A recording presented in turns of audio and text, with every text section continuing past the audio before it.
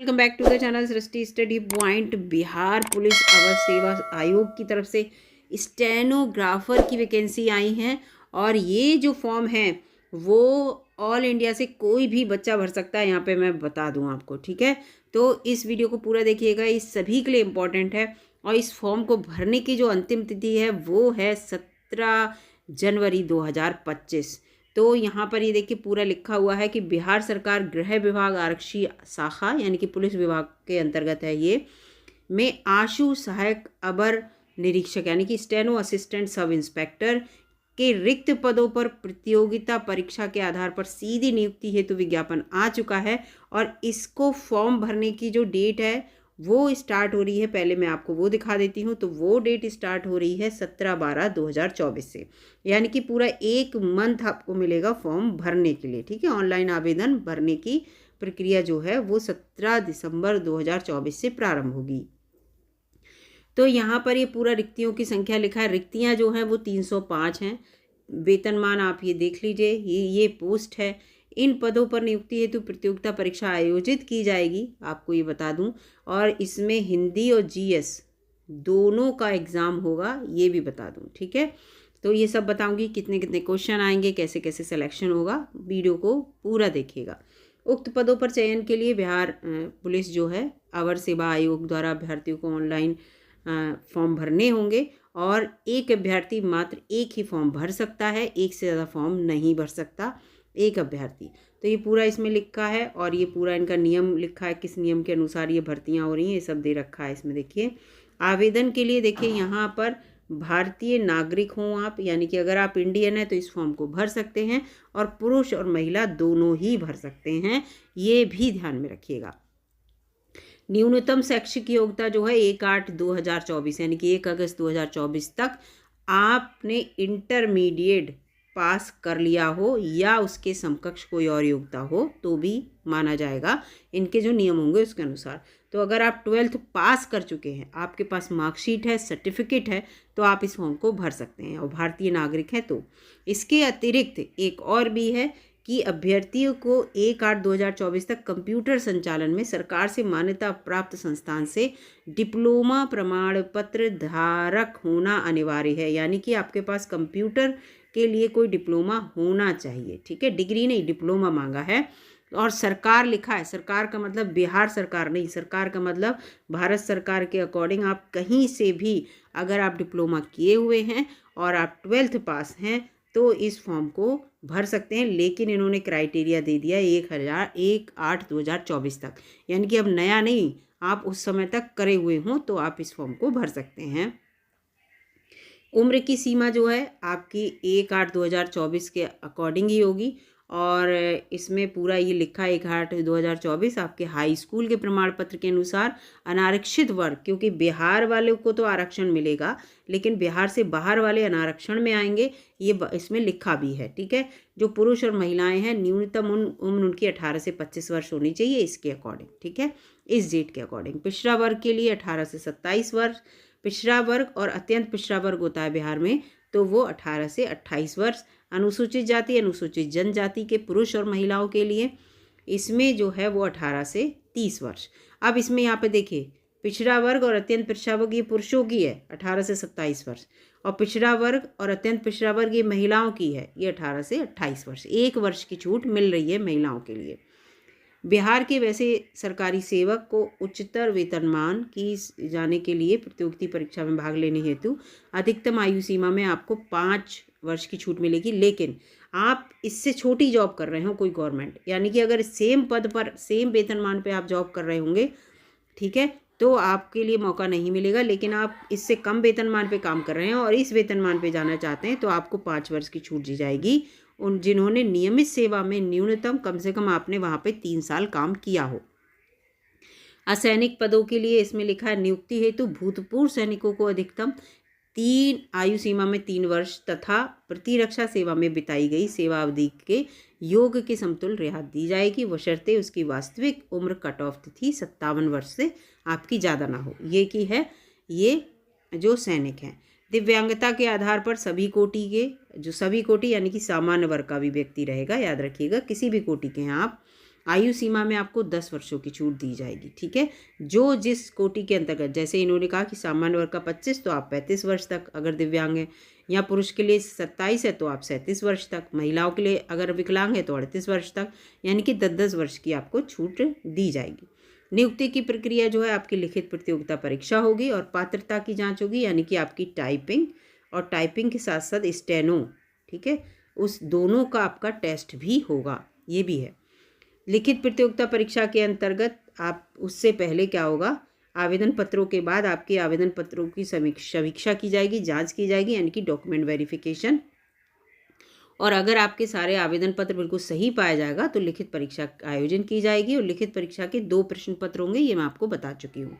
पहले प्रश्न पत्र में 100 बहुविकल्पीय प्रश्न होंगे जो कि हिंदी के होंगे और जिनमें कम से कम आपको 30 अंक लाना अनिवार्य होंगे, यानी कि 100 में से आपके 30 क्वेश्चन हर हाल में सही होने चाहिए, क्योंकि 100 बहुविकल्पीय प्रश्न 100 अंकों के हैं, तो एक प्रश्न 1 अंक का होगा। और अगर आपके 30 नंबर नहीं आते हैं तो आपको अयोग्य घोषित कर दिया जाएगा, आपको अगला पेपर देने को नहीं मिलेगा।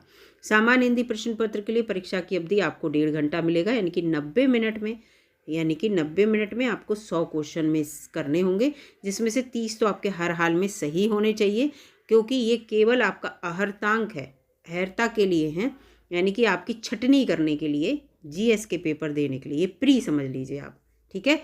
तो इसके लिए इसे मेधा सूची में नहीं जोड़ा जाएगा, यहाँ लिखा है पूरा, ठीक है, नहीं जोड़ा जाएगा, यानी कि इसके अंक केवल आपको पास करना है, यानी कि आपका टारगेट होना चाहिए 30 प्लस नंबर हर हाल में आ जाएं तो आपको अगला पेपर देने को मिल जाएगा।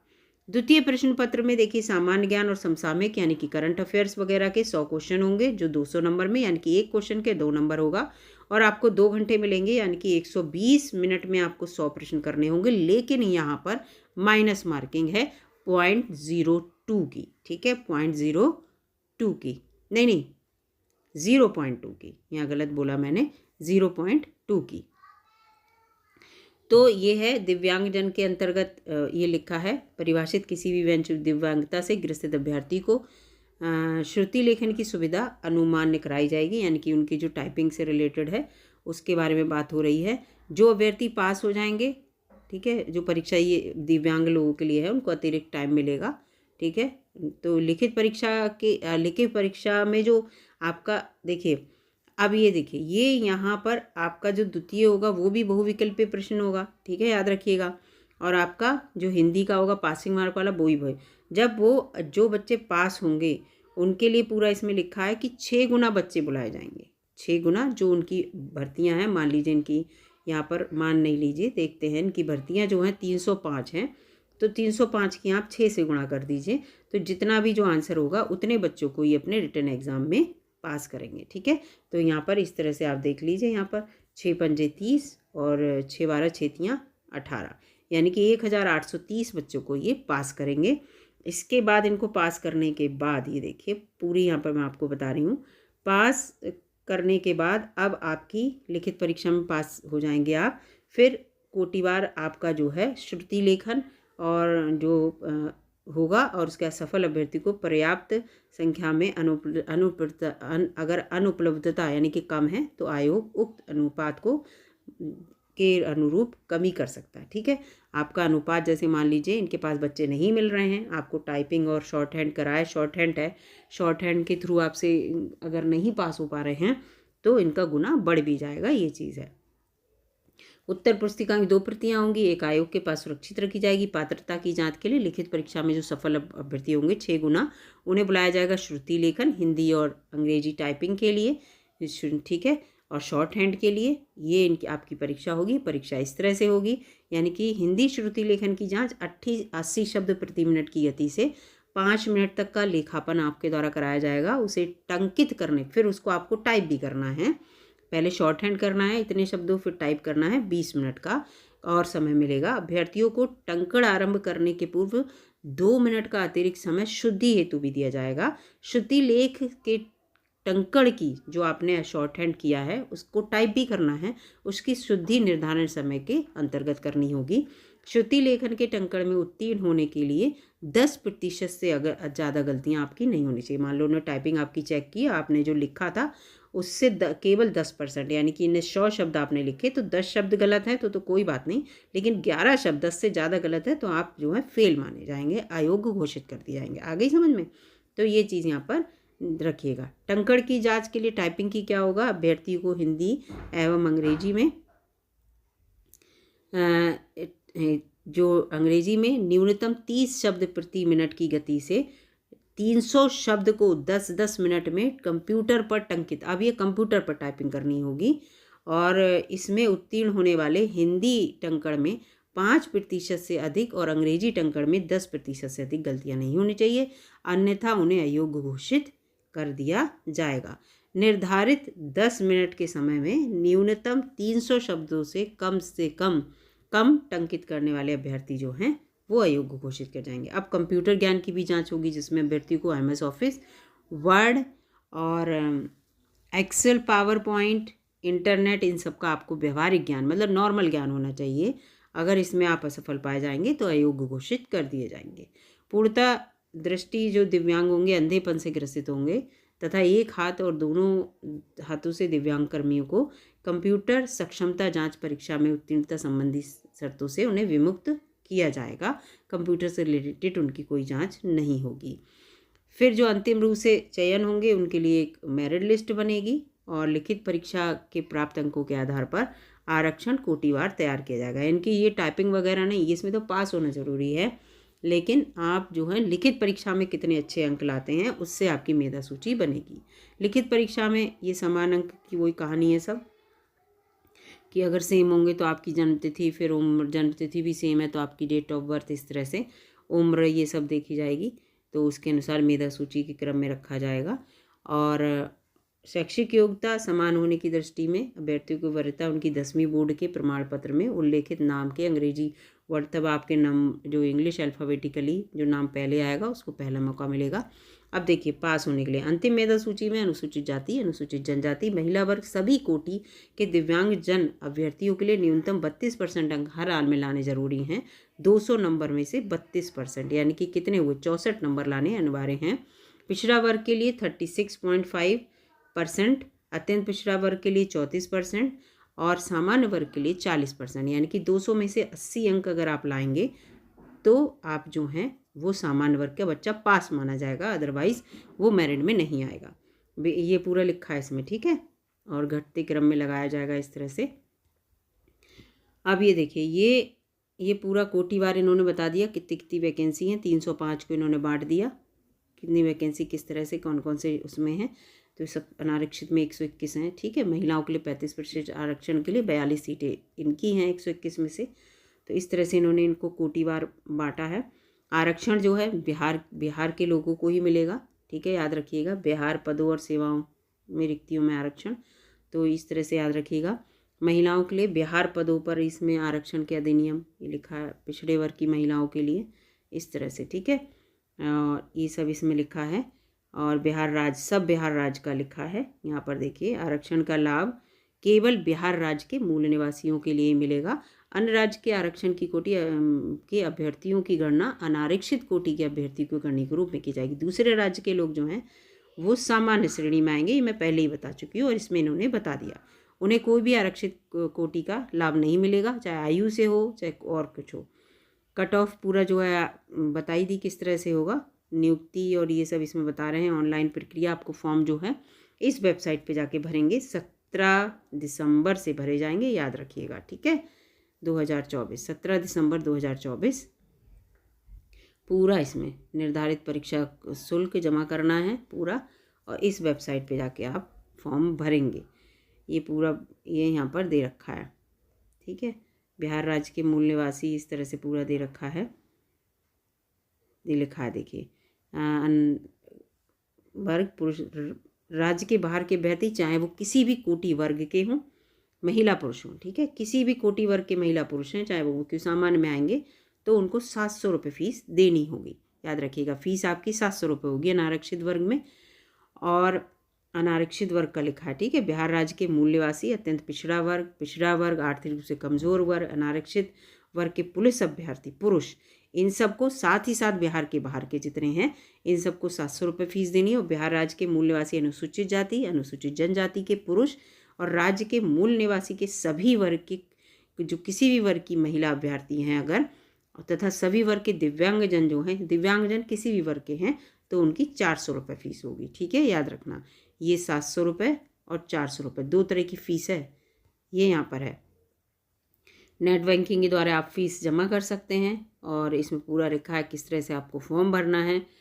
ठीक है, ये लिंक जो है आपको लिंक मिलेगा इस साइट पर, बिहार पुलिस टैब पर जाकर वहाँ लिंक पर जाकर आपको अपना फॉर्म भरना होगा।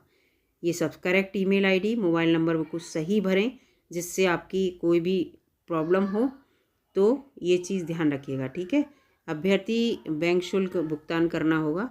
एकल आवेदन के लिए कई भुगतानों से बचना चाहिए। किसी भी मामले में भुगतान राशि लौटाई नहीं जाएगी। अगर बिजली या इंटरनेट या बैंक की धीमी गति के कारण कोई बात हो गई है और पंजीकरण नहीं हो रहा है तो 7 दिन में आपका पैसा वापस कर दिया जाएगा। एक मोबाइल नंबर से एक ही फॉर्म भरा जाएगा, ये भी दिमाग में रखिएगा। एक मोबाइल नंबर से, कहीं किसी एक ही मोबाइल नंबर से आप अपना भी भर रहे हैं अपने घर में और लोगों का भी भरना है। ठीक है, तो मोबाइल नंबर ध्यान रखिएगा अपने पास होना चाहिए, क्योंकि SMS और के माध्यम से ये सब आपको बताया जाएगा।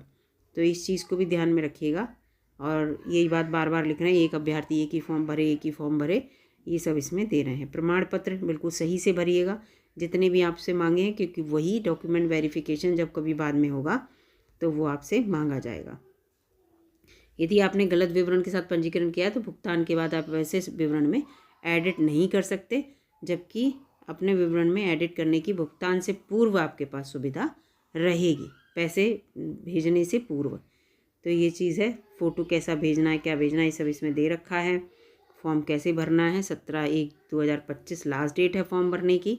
उसके बाद विचार नहीं किया जाएगा, डाक के माध्यम से फॉर्म ना भेजें।